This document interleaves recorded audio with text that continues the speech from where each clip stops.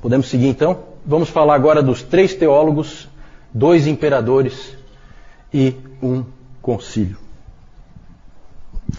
O nosso foco agora, gente, ele passa a ser em torno da cidade de Constantinopla, no 4º século. Em 325 nós tivemos o concílio de Niceia. 5 anos depois, o imperador Constantino funda a cidade de Constantinopla. 5 anos depois, tá? Ele funda a cidade de Constantinopla, fez para ele, né, a cidade. Na verdade, a cidade já existia, era Bizâncio, mas ele construiu uma nova cidade, digna de um imperador, e aquela cidade passa a ser a cidade mais importante, até mais importante do que a própria Roma, certo? Porque, afinal de contas, o imperador está lá e todo o poder, o centro de poder é lá. E ali em torno, então, isso já é no Oriente, isso é na Ásia. Então ela sai da Europa e vem para a Ásia. E ali então, as coisas que nós vamos falar estão ali próximas de Constantinopla. Vamos falar de 3 teólogos importantes que são conhecidos como os grandes capadócios. Já ouviram falar dos grandes capadócios? São esses três teólogos. São eles Basílio de Cesareia, Gregório de Nissa e Gregório de Nazianzo. Por que grandes capadócios? Porque eles são da Capadócia. Daqui a pouco eu vou mostrar para vocês onde é que fica a Capadócia. O 4º século, gente, é a era de ouro da igreja grega. Da igreja do Oriente, a igreja grega, a igreja de fala grega. É a época de ouro, o 4º século, é quando os seus maiores teólogos surgiram e onde ela foi mais influente. Provavelmente para o catolicismo romano, o século mais importante deve ser o século XIII, e para os protestantes, qual seria o século mais importante? 16, com certeza. 16. Né? Aqui nós temos 2 irmãos, Basílio de Cesareia e Gregório de Nissa. Os 2 são irmãos. E o Gregório de Nazianzo é amigo do Basílio. Nós vamos falar daqui a pouquinho do que eles passaram juntos. Foi esse Gregório de Nissa que falou a respeito do burburinho teológico que era em todo lugar que ele ia naquela época. A frase dele é muito interessante, a frase que ele escreveu. Ele inclusive estava se queixando né, da situação, porque ele fala assim, ó: vendedores de roupas, cambistas, feirantes, todos estão envolvidos. Se você pede o troco, eles filosofam sobre o gerado e o não gerado. Se você pergunta o preço do pão, a resposta é que o pai é maior e o filho é menor. Se você pergunta ao criado, o meu banho está pronto? Ele lhe diz que o filho foi feito do nada. Então ele estava incomodado com aquilo porque não se falava em outra coisa naquela época. Certo? Interessante isso, muito interessante. Esse Gregório de Nissa, ele passou parte da vida meio perdido, assim, meio sem rumo. Né? Às vezes acontece com alguns indivíduos muito inteligentes, muito capazes, eles ficam assim um pouco perdidos, eles não sabem bem para onde ir. Mas depois ele acabou se acertando na vida e acabou encontrando uma fé muito profunda e tornou-se teólogo. Ele é um tipo de teólogo poeta. É muito comum no Oriente, tá, gente? O cristianismo do Oriente ele é bem diferente do cristianismo do Ocidente. Então é muito comum eles misturarem com poesia a teologia deles. É muito comum eles enfatizarem sempre o mistério. Esse Gregório de Nissa escreveu um livro chamado A Vida de Moisés. Não sei se é uma biografia do nosso irmão ali, mas não autorizada, tudo bem, não autorizada. A Vida de Moisés, e ali ele escreve uma frase que só para vocês terem como exemplo, ele põe uma frase assim, ó: Moisés penetrou a escuridão e então viu a Deus nela. Perceberam assim a coisa poética, misteriosa? Isso aí é só um exemplo de uma frase. É assim que eles fazem teologia. É assim que eles sempre fizeram teologia, tá? Ela tem esse elemento. Basílio era o irmão do Gregório de Nissa, tinha 6 anos a mais que ele, mais velho, e ele estudou na Academia de Atenas. Esses caras são muito bem preparados. O Basílio de Cesareia estudou na Academia de Atenas e lá ele conheceu um sujeito que passou a ser um colega para a vida toda dele, que é o Gregório de Nazianzo. Os dois estudaram juntos na academia de Atenas e depois foram monges juntos no deserto, certo? O Basílio e o Gregório. Só que eu já falei que os monges lá do Oriente, eles são os monges estranhos. Eles saem, eles se isolam para depois voltar. E foi isso que eles fizeram mesmo, tá? E o Basílio, eu já falei do Basílio, vocês provavelmente não lembram, quando nós falamos do monasticismo, o Basílio, ele apoiou o modelo de monasticismo do Pacômio, que era o de pequenos grupos da vida comum. Ele apoiou e foi ele que falou aquela coisa assim, que você tem que ter alguém com quem expressar a tua humildade. Ele falou que para Jesus Cristo lavar os pés, ele não podia ser os pés dele, tinha que ser os pés de outra pessoa. Foi o Basílio que disse isso. E o Basílio é famoso por ter criado a regra do monasticismo do Oriente. Certo? Não o monasticismo do Ocidente. Porque no monasticismo do Ocidente, quem criou a regra? Benedito de Núrcia. Exatamente. Certo? Quem copiou quem? Bom, como o Benedito está longe de nascer aí ainda, então eu acho que o Benedito é que copiou o Basílio. Tá? Basílio e Gregório tinham também uma irmã mais velha, chamada Macrina. Ela influenciou profundamente esses dois rapazes na fé. E o Gregório de Nissa, o irmão do Basílio, escreveu mais tarde um livro, A Vida de Macrina, em que ele conta então a história dessa Macrina. Macrina fundou vários mosteiros para mulheres. Ela era uma freira, né? uma monja, se é que se pode dizer assim, uma freira. E ela fundou mosteiros e escreveu livros. Ela também escrevia teologia já nessa época. Pode passar, vamos ver algumas ênfases dos capadócios. Primeira coisa, o mistério da divindade. Eles insistiram muito no seguinte ponto. Nicéia deu um rumo, definiu mais ou menos o balizamento do que se deve crer, mas não esgotou de maneira nenhuma a verdade. Tanto que a gente lê ali, gerado, não criado. O que quer dizer isso? Não quer dizer nada, na verdade. Né? Na verdade, é muito mais um balizamento para você não cair em heresias do que uma definição. Por quê? Porque eles deixaram claro, não dá para você entender a Deus. O mistério deve ser mantido. Isso sempre caracterizou a Igreja do Oriente. É comum a Igreja do Oriente se referir à Igreja do Ocidente de uma maneira não muito elogiosa, em que eles dizem assim, né, que o problema do Ocidente é que os ocidentais pensam demais. Mais do que deveriam. Definem as coisas muito além. Eles deveriam parar aqui e não param. Eles vão além e aí eles acabam errando. É claro que é interessante, eu acho sempre assim, gente, a gente precisa, aquilo que eu falei no nosso primeiro encontro, a gente precisa separar o bom do ruim e a gente precisa aprender um pouquinho de cada coisa, sabe? Será que eles estão tão errados assim? Claro que não. Eu acho que a gente precisa ter o respeito, eu acho que a gente precisa lembrar daquilo que Deus disse para Moisés, de que ele tinha que tirar as sandálias, porque o terreno onde ele estava pisando era santo. Eu acho que isso é importante. É muito fácil um teólogo começar a achar que tem uma mente tão brilhante que ele vai conseguir definir tudo, e a gente sabe que ele não define nada, e facilmente ele acaba caindo em heresias. Pode seguir? Outra ênfase dos capadócios. Eles são, gente, quando a gente for pensar na pessoa do Espírito Santo, quem é o Espírito Santo? Todo mundo já viu que existe uma série de livros sobre o Espírito Santo, porque não é muito fácil, às vezes, da gente entender a pessoa do Espírito Santo. Os primeiros a trabalharem essa questão do Espírito Santo foram os capadócios. Certo? Eles trabalharam a questão da divindade do Espírito Santo. Tinha sido trabalhado já a divindade de Jesus Cristo, e agora, então, eles investiram na questão do Espírito Santo. Basílio escreveu um livro cujo título é Sobre o Espírito Santo. Certo? E ali ele definiu muita coisa. Os escritos dos capadócios prepararam o terreno para que o Concílio de Constantinopla definisse completamente, desse fecho, né, para a Trindade como a gente crê hoje. Pode seguir a próxima contribuição deles? Passou duas aí, né?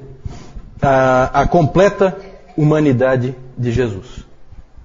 Atanásio tinha definido que Jesus Cristo era totalmente Deus.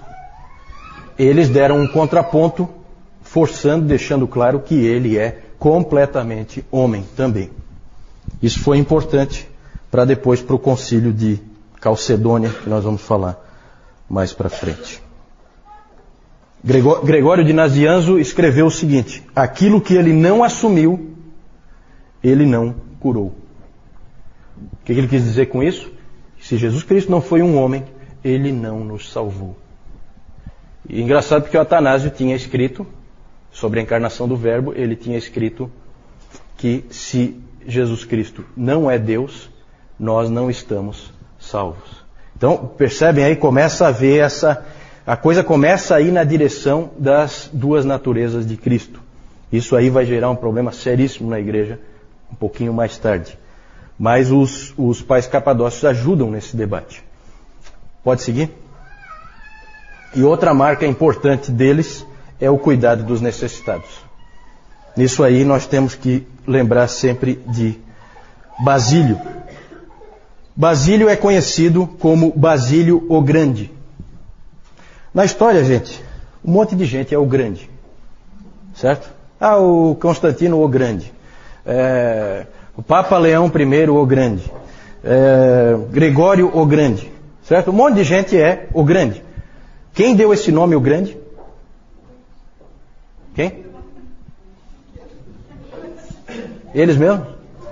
Não, né? Os historiadores, né? Os historiadores dizem, não, esse aqui é o Grande. Basílio foi diferente. Ele era chamado de Basílio o Grande pelos pobres e necessitados. Porque eles diziam, esse é um grande homem. O Basílio, ele fez muito, mas muito mesmo, pelos necessitados de Cesareia, onde ele era bispo. Ele foi bispo de Cesareia. Ele fundou hospitais, orfanatos e abrigos para as pessoas necessitadas. Ali com Basílio começa essa coisa que a igreja sempre teve de investir nesse tipo de instituição, né? Hospitais, orfanatos, amparar os necessitados, amparar os que precisam. Houve tempo em que o Estado não fazia absolutamente nada nesse sentido. Quem fazia era a igreja. Hoje a maioria das igrejas faz pouco isso, porque o Estado já ampara os necessitados normalmente. E aí a gente acabou perdendo uma bela oportunidade de testemunho em função disso. Pode seguir? Só lembrando que o Gregório de Nazianzo escreveu um livro sobre o amor aos pobres. É impressionante, gente, como esse pessoal escrevia livros, tá? A produção literária deles é uma coisa que realmente assombra. Eu não sei, e vocês imaginam como eles escreviam, né? Não tem a canetinha Bic, muito menos um processador de texto, uma coisa assim, né? Não era fácil, mas eles produzem muito. Sobre o amor aos pobres, o livro do Gregório de Nazianzo. Então esses eram os capadócios, vejam que eram homens importantíssimos, foram importantíssimos na história da igreja, marcaram muitas posições que depois foram usadas por outros. É sempre assim, tá? A história da igreja é sempre assim. Um constrói em cima do que o outro já estabeleceu. Pode ver que isso é bem claro. Vamos falar... Aí agora essa parte aí eu não vou gostar muito, não. Essa parte aí eu até tinha pensado em tirar, mas sou obrigado a falar, não tem jeito. O momento histórico aí existe. Vamos falar dos dois imperadores. Esse primeiro mesmo eu queria ter riscado, eu não queria falar dele. Mas pode passar, vamos lá, vamos falar dele. Não tem jeito. Esse cara aí, ele dá uma raiva. Tem gente que está descontando lá. Tem gente feliz. A vingança é um prato que se come frio, né?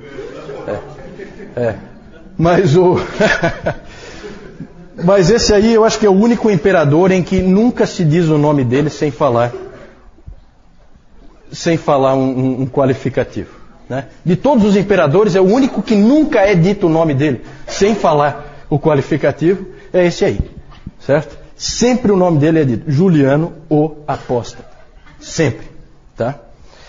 E isso aí não é muito bom. Vamos falar então desse Juliano aí, é interessante o que aconteceu. Em 337, vejam que ainda estamos aí no quarto século, na primeira metade do quarto século. Em 337, morre o imperador Constantino. Constantino tem 3 filhos. Qual deles quer ser imperador? Quem? Qual deles quer ser imperador? Todos os 3. Né? Todos os 3. Os 3 querem ser imperadores. E por um tempo o império teve 3 imperadores. Que aí eles ficam brigando, né? Sabe como é que é? No fim, Constâncio, um dos filhos, acabou prevalecendo. Ele morre em 361 e aí ele é sucedido por um parente seu, um primo, que é o Juliano. Vem logo depois do Constâncio. Juliano nasceu em uma família cristã, foi criado como cristão, mas com 20 anos de idade ele renunciou à fé. Daí o nome dele, o apóstata. Ele, na verdade, se converteu do cristianismo ao paganismo. Como é que pode acontecer uma conversão desse tipo?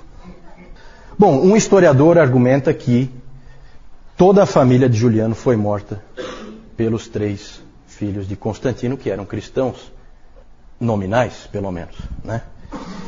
Porque na briga pelo trono, a família do Juliano tinha também uma certa possibilidade de reclamar o trono, e então a família toda foi dizimada pelos 3 filhos do Constantino. E aí havia uma enorme incoerência entre a fé professada por aqueles homens e o comportamento deles. E é o pior possível, né? Nós falamos já do problema que é a entrada do Império Romano na Igreja, que aí virou realmente essa coisa do nominalismo, né? Cristãos nominais. E o importante, para a gente não ficar aí chateado de que os cristãos fizeram uma barbaridade dessa, dizimaram a família dele toda, o que se sabe é que Juliano só não foi morto porque um grupo de cristãos, aí é o contraponto, preservou a vida do pequeno menino para que ele não fosse morto. Ele depois, quando ele assumiu então o império em 361, ele fez absolutamente de tudo para varrer o cristianismo do mapa. Essa era a ambição dele. Ele queria fazer com que o Império Romano voltasse aos tempos gloriosos, né, em que ele era pagão e adorava os antigos deuses do panteão grego. Ele chamava os cristãos de galileus ímpios. Esse era o nome que ele usava. Ele disse uma vez que o único problema que ele achava para acabar com a influência dos cristãos e fazer com que eles desaparecessem era que eles investiam demais em boas obras. Faziam coisas muito boas na sociedade e isso gerava dificuldade para ele. Inclusive ele disse o seguinte: eles cuidam não só dos pobres deles, mas dos nossos também. Então isso aí incomodava ele, incomodava profundamente. Vejam a igreja sempre testemunhando, né, no cuidado dos pobres e necessitados. Na providência de Deus, gente, o governo dele durou pouquíssimo, só 2 anos. Ainda bem, Deus deu um jeito de matá-lo logo, né? Ele só reinou 2 anos. Morreu em batalha contra os persas. Lembra que eu já falei que os persas eram a grande ameaça, os grandes inimigos no Oriente, né, do Império Romano. Por isso que a capital foi para Constantinopla, né, foi para o Oriente, porque os persas estavam logo ali. E se diz que as últimas palavras dele, quando ele foi ferido mortalmente em batalha contra os persas, foram as seguintes: tu venceste, ó Galileu. E de fato o Galileu tinha vencido, né? Quem é Juliano para afrontar o Senhor Jesus Cristo? Depois disso, com a morte de Juliano, o império voltou a proteger o cristianismo, tudo voltou a ser como era antes. Por isso que ele é tão marcante, porque é só ele tentou fazer isso, mais ninguém. Depois já voltou tudo ao que era antes com Constantino. Precisamos falar ainda, pode passar, de um outro imperador dessa época. Houve mais imperadores, tá? É que esses aí são marcantes. Esse Teodósio, ele é muito importante pelo seguinte.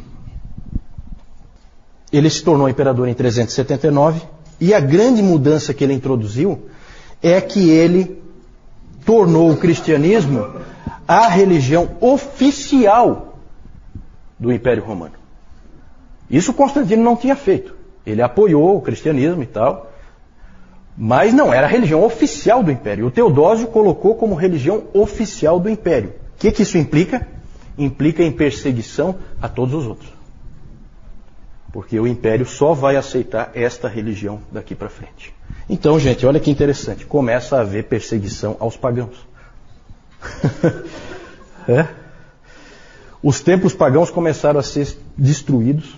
O Teodósio botou abaixo mesmo.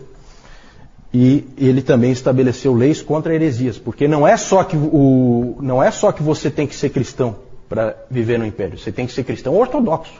Se você tiver uma heresia lá, você crê em alguma coisa que não seja da ortodoxia, também é punido. Certo? E aí começa uma coisa que ficou conhecida como a cristandade. Já ouviram falar da cristandade? O que é a cristandade? Estado e igreja unidos, uma coisa só, andando juntos. Isso aí, gente, durou até a Reforma e depois da Reforma ainda, igreja e Estado andando juntos. Começou aí com o Teodósio. Teodósio, na verdade, ao tentar proteger o cristianismo, fez muito mais mal a ele do que o Juliano tinha feito. Certo? Essa aqui é a verdade. Pode passar? E por fim, nós falamos 3 teólogos, 2 imperadores e 1 concílio. Tudo isso aí no 4º século. Vejam só, prestem atenção no 4º século. Como é que começou o 4º século? Em 303, começa a pior perseguição que já houve contra os cristãos. Como é que termina o 4º século? O cristianismo é a religião oficial do Império Romano. Impressionante, né? É revolucionário esse 4º século. É uma coisa impressionante. O 2º concílio ecumênico, segundo é o concílio de Constantinopla. Aqui nós estamos terminando o 4º século, né? Já estamos no ano 381. Foi convocado pelo imperador Teodósio, esse concílio, e o principal tema foi a divindade do Espírito Santo. Lá foi feita a amarração final do credo niceno, porque o credo niceno falava do Pai, falava do Filho, e daí só citava o Espírito Santo sem qualificar nada. Aí, em Constantinopla, houve a qualificação e o Espírito Santo foi considerado homoousios, com o Pai e o Filho.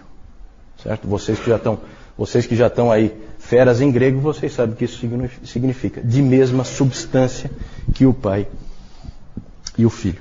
Na verdade, o que nós hoje chamamos de credo niceno já é a versão modificada de Constantinopla.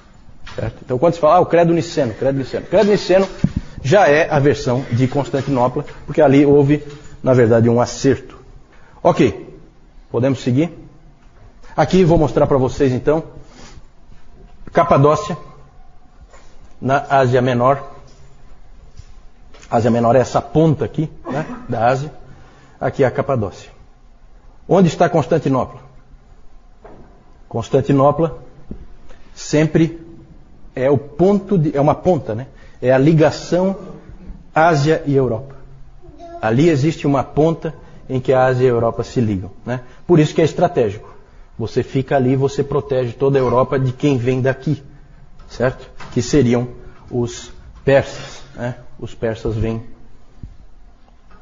acho que daqui, né? Isso. Pode passar?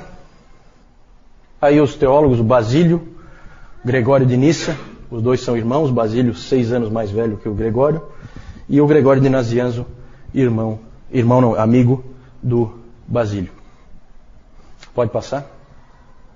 Os 2 imperadores aí, o feioso lá, ó, Juliano o Apóstata, e o mais feio ainda, Teodósio I, né, são os dois imperadores importantes aí, além de Constantino, é claro, no quarto século. Pode passar.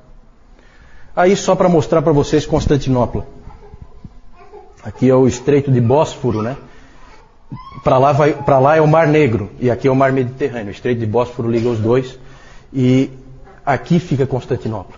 Lá tem um mapa, lá mostra vários muros de proteção, vários muros. Cada imperador que assumia lá construía mais um muro, né? Porque o muro dá uma certa vantagem na hora de uma guerra, né? E então vocês veem aqui como é próximo. Aqui é Europa e aqui é Ásia, né? Certo? Pode passar?